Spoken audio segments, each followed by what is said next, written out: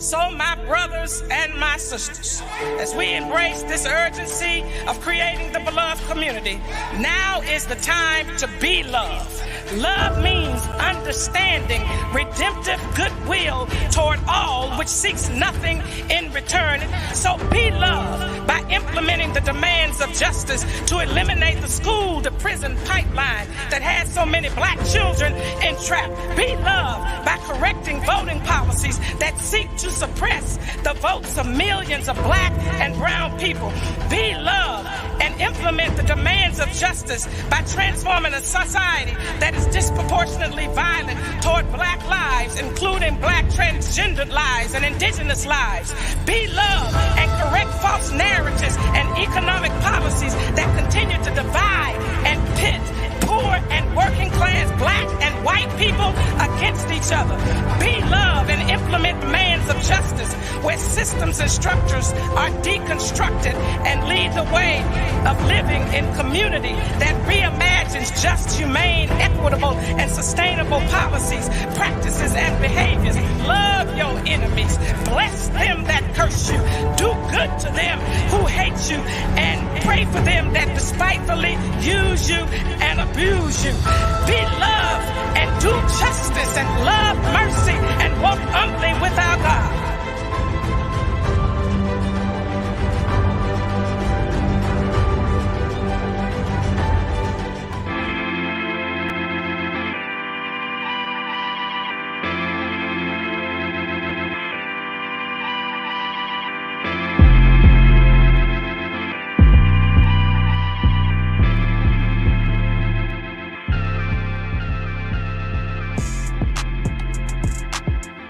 Good morning. Welcome to our Student with King Reading Corner. So glad to have so many people back to be with us during Black History Month reading. First of all, I'd like to welcome you again on behalf of Dr. King and the entire King Center as we continue our Be Love campaign. But teachers, before I introduce our moderator, I want to encourage you to help me. How can you help me? There's going to be a QR code popping up. I want you to grab your telephone and take your telephone and scan that code. And when the link come up, hit on it and please give me feedback. Without your feedback, I can't improve. And without your feedback, I don't have justification to continue my program. So the more you give me to utilize, the better it is when I write these grants. So once again, thank you. And teachers, please encourage your students to ask questions. The questions will generate the program for today. Now, let me welcome our moderator, Tariq. Good morning. How are you? Good morning. I'm excited about the offer you have today, and I won't prolong the conversation, but welcome and let us know who we have today. Yes. Well, first off, thank you so much for having me. Happy Black History Month, everybody. Hope your Black History Month has been going fantastic. Also, hope your Valentine's Day went well yesterday. Listen, guys, y'all know this is Students with King Reading Corner, and we always have a fantastic author. But before we get into that, I want to encourage y'all in the YouTube comments, go ahead, type where you are tuning in from. We want to know your city, the state, the classroom. Go ahead and let us know all that information so I can shout you out. I see somebody, Jacqueline D. Norris from the DMV, native Washington area. Okay, we got DMV tuning in. Brandy Powell from Bethel Grove Elementary School in Memphis, Tennessee. Hey, this is a national event, so we have all types of great people tuning in on this amazing Tuesday. But without further ado, I want to go ahead and bring in our amazing author. I'm going to be talking with Miss Alice Faye Duncan, and she is the author of Opal Lee and What It Means to Be Free, the true story of a grandmother of Juneteenth. Please help me give a warm welcome to Miss Alice Faye Duncan. Welcome to the show. How are you? Thank you so much. Thank you so much for this invitation. Welcome to Black History Month, Love Month, President's Month. Yay! Yes, this is amazing. First of all, just so glad you're here. So glad you accepted the invitation to come on. We're gonna be talking about all types of great stuff, and we're gonna have a chance to get into your amazing book. You're gonna have a chance to read it to the students. So I'm very excited about that. So let's go ahead and get into the book reading. Let's do it. Good morning, everyone. I am Alice Faye Duncan, and I am the author of Opalee and What It Means to Be Free, the true story of the grandmother of Juneteenth, which is a celebration of Miss Opalee, a freedom fighter for a new generation, just like you.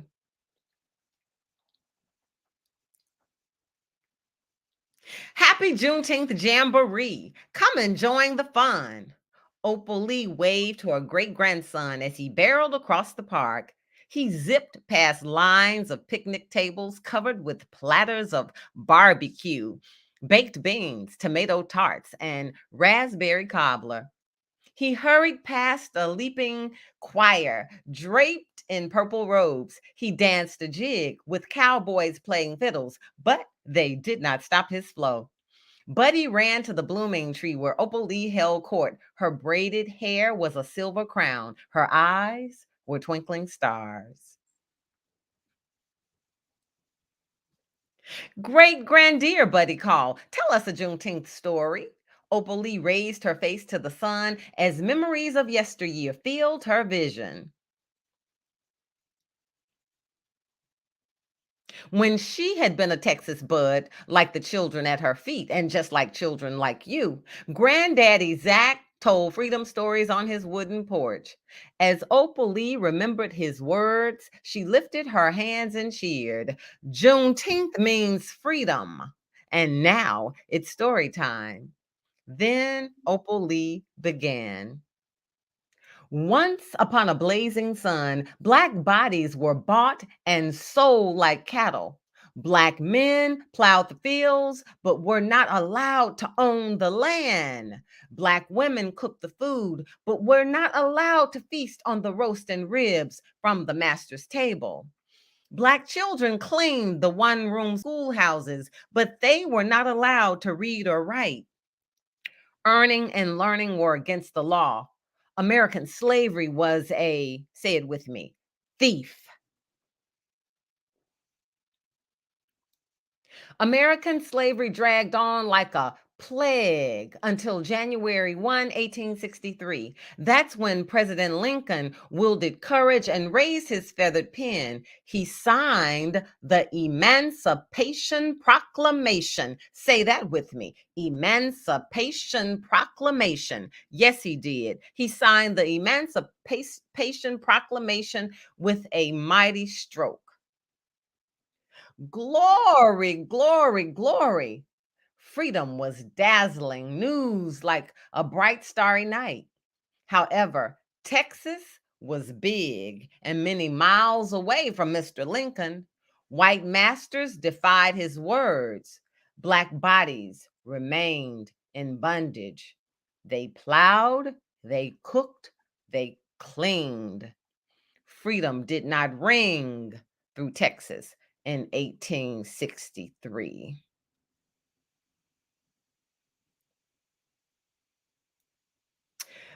Then, during the toiling times in Lone Star State, for 2 years passed, 5 months passed, 18 days passed. They were very weary days. Then finally, the word of the emancipation came, and joy jumped up on dancing feet in the Gulf town of Galveston. The year was 1865. The day was June 19th.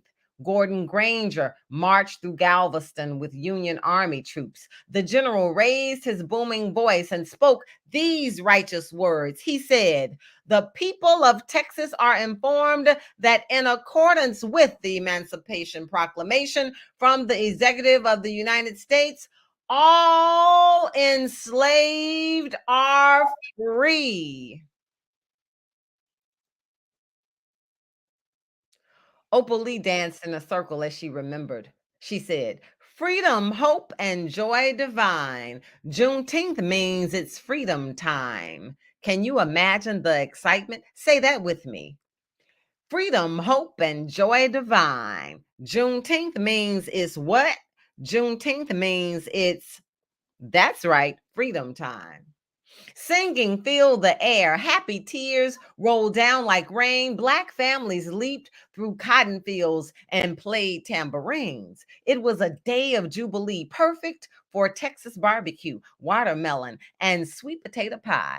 Delicious delights they had been denied during their servitude.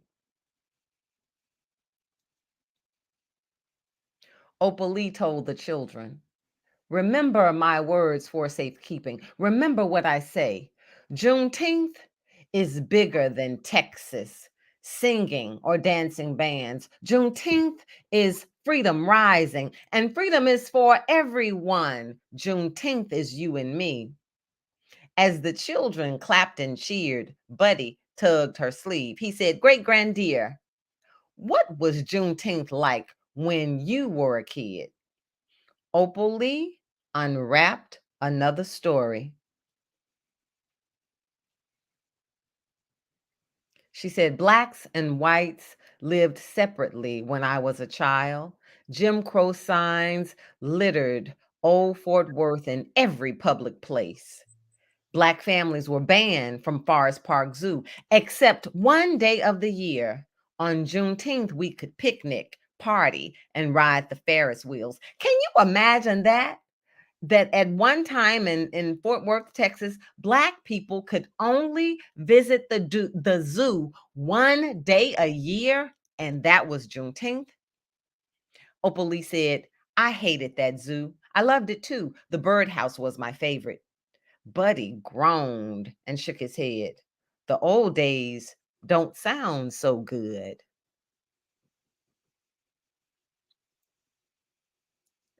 Good and bad work together like the sun and rain.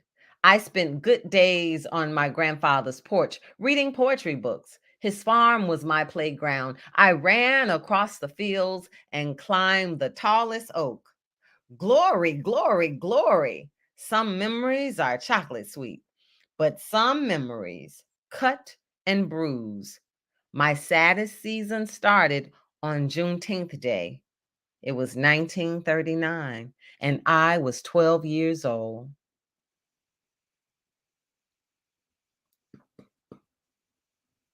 An angry mob with flaming sticks burned my family's brand new house. Their broken minds and evil hearts were so afraid of Black progress. Something like today. The police made no arrests. Something like today.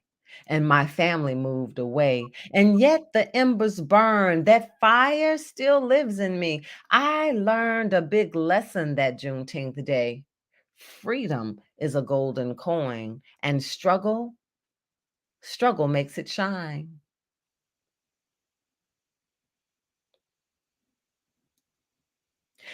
And no matter how long it takes for freedom to stretch across the land, as for me and as for you, we've got to keep on teaching. We've got to keep on reaching. We've got to keep on walking. We've got to keep on talking. We've got to keep raising our voices on the prairie and the mountaintop until, say it with me, freedom rings. The children lifted their hands in praise. They yelled, Freedom, hope, and joy divine. Juneteenth means that's right, freedom time. Opal Lee winked and chuckled. I think now it's time for barbecue, strawberry cake, and red Juneteenth punch. Glory, glory, glory. Buddy cheered and waved his hands. When he bounced up to leave, Opal Lee hugged him tightly. Then, just like birds in flight, all the children flocked into her arms. Opal Lee studied their shining faces. They were Black, they were brown, they were bronze, they were gold, they were tan, they were white. Some had freckles.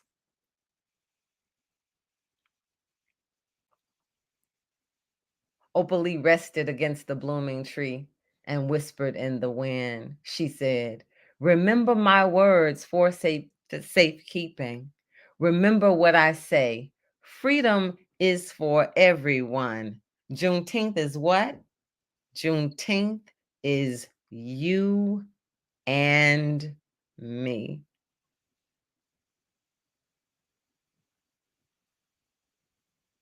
The True Story of the Grandmother of Juneteenth, my book, Opal Lee, and What It Means to Be Free. Wow. That was first of all, you read that amazingly. Your reading is awesome. And, Look, I read for a living. I am a school librarian, y'all. I'm a school librarian oh, in okay. the city of Memphis, Tennessee.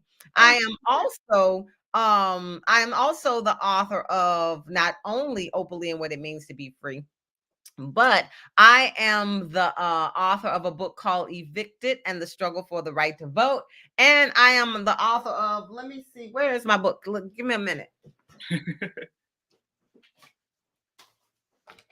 I am the author of this very famous book, Memphis Martin. Hold on, I can't get it. There you go. Memphis Martin and the Mountaintop, the sanitation strike of 1968. And so this is what I do. I read to children and I write to children because I think it's important that in order for us as young people, when we're kids, in order for us to be inspired to do brave things, guess what? We need to see models of people doing brave things. So, for example, when we read books like my book, Memphis Martin and the Mountaintop, and we read about Dr. King, who, when he was a young person, went to college, went to Boston for college, but then he, with courage and bravery, he came back south, him and Coretta, both to be very conscientious about dismantling racism, dismantling segregation, Jim Crow laws. And that took courage, right? Yeah. When they were bombed, when their home, when Dr. King and Mrs. King's home was bombed because they were boycotting in Montgomery, did they turn around and say, okay, they're bombing our home, they're terrorizing us, they're calling our phones all night, we have a new baby? Did Dr. King and Mrs. King say, we're quitting this movement, we ain't got time for this? Nope, nope, nope, nope.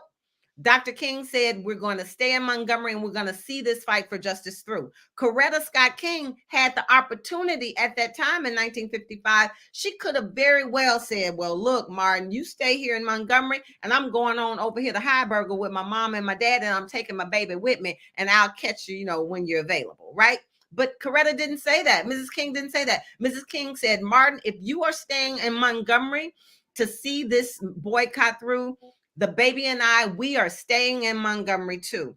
And so in order, kids, for us to do brave things, and teachers, in order for kids to do brave things, we've got to continue to read them stories about people like Opal Lee, who we know, Opal Lee, the book that we heard today, she's like a 96-year-old grandmother who walked across the nation collecting signatures to make Juneteenth a national holiday. Absolutely. And we actually already have some students and teachers dropping some questions. All right, let's do it. Let's do it. Yeah, so this one comes from Tylena Swinger, and she says, a question from Mrs. Swinger's class. She said, what inspired you to write the book in poem form using stanzas and rhyming words? That is a wonderful question. And here's the thing.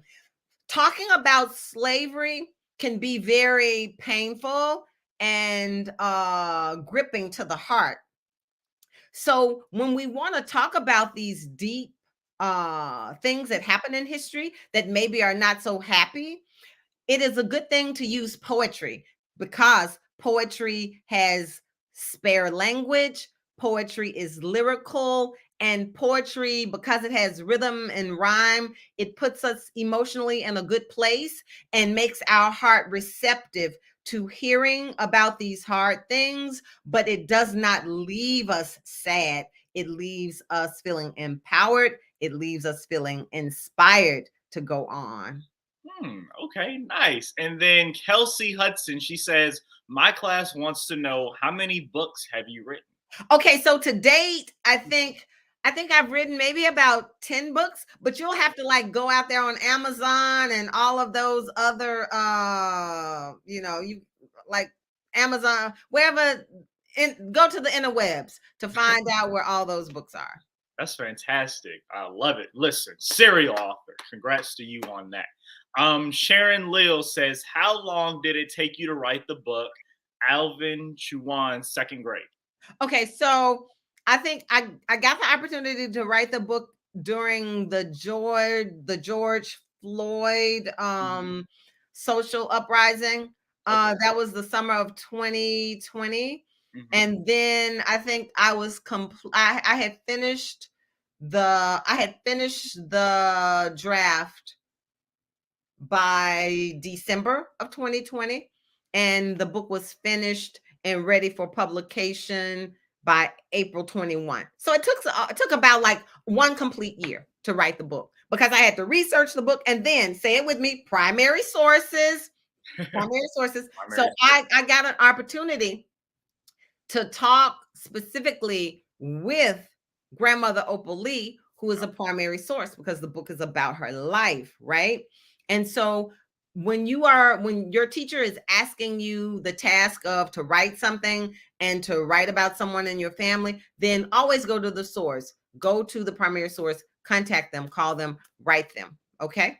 Okay, good. Yeah, that's some great advice. And we have tons of questions coming in, so I appreciate the students and teachers dropping questions. If you have a question, go ahead, drop it in the comment section. Put your name, your class name, the grade, maybe the student who's asking the question, so we can shout them out, and we'll probably show some of your questions. Hopefully, Okay, so I see this question here, Shamika Parker. My class would like to ask, why did the house get burned? So the house got burned because Opal Lee's family was the first Black family to move in a white neighborhood, and this is 1939 in the city of Fort Worth, Texas. And so, as the first Black family, I guess there were a lot of segregationist people who promoted Jim Crow laws and believed in Jim Crow laws. They did not like the idea of a Black family moving to the neighborhood, and so they terrorized the family. They were terrorists, and they terrorized the family, and they burned the house. What inspired you to write the book? Okay, so here's the thing. I've been teaching school for 29 years. Okay. So I know the curriculum. I know what books are in the curriculum, and I also see the gaps in the curriculum. Okay. So many of my books, most of my books that are about historical African-American heroes, are about folks whose lives are very important and very instrumental to the justice movement in America, but their lives have not been so thoroughly documented in the history books. For example, my book, Memphis Martin and the Mountaintop, speaks about the assassination of King, right? And so, but we've got plenty of books on King marching on Washington. We got plenty of books on King and Selma. We got plenty of books of King and Montgomery. But there was not one book about King. There was not one children's book, picture book, about King and his assassination in Memphis. And so I saw where the gap was, and I wrote about it. All right. And then this question comes from Austin Garrison. They say, my class would like to know when you wrote your first book. All right. So so I'm like good and in my 50s. Okay. Look at that hairline, honey. I'm good and in my 50s, honey. But I wrote my very first book professionally with Macmillan Publishing Company when I was 24 years old in 19 something.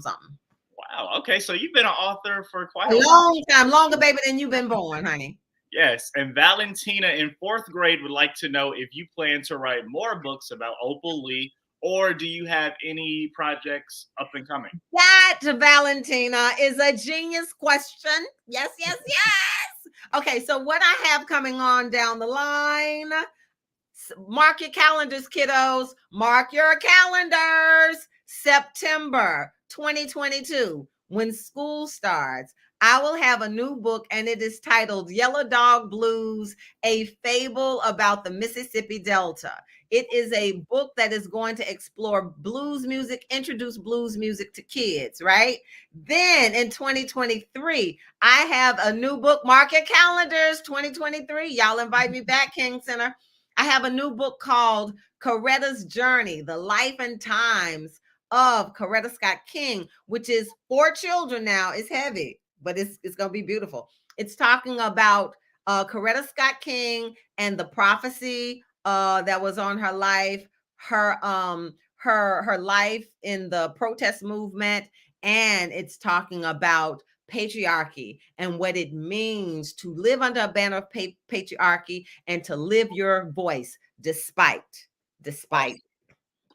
And then Ezra says, why is it called the Jim Crow Law? All right. So, Ezra, the Jim Crow law is about segregation. When they had those signs said, colored only, whites only, no Mexicans, no Jews, no dogs. Okay. And so this is what I'm going to give you. I'm going to give you a task, Ezra, to go and research the internet to see why they use the name Jim Crow, which was a minstrel figure. So I think you will learn more if you pursue that as an independent study, opposed to me standing here and giving you that information. I think it will be more impactful if you pursue that research journey on your own. Okay.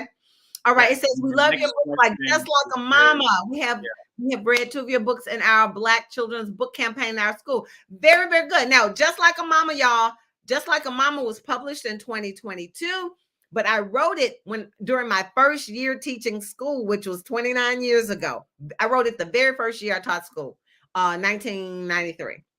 Nice. And yeah, so that's an old book. Yeah. And then Evelyn from Syracuse, New York, she says she's a retired teacher. She really loved the story. Thank you, Evelyn. I hope to join you in retirement in 2022 if the Lord says the same and the creek don't rise. Yes. And then Erica says, this is so amazing. I've been wanting to write a children's book that will make a difference in the life of our children.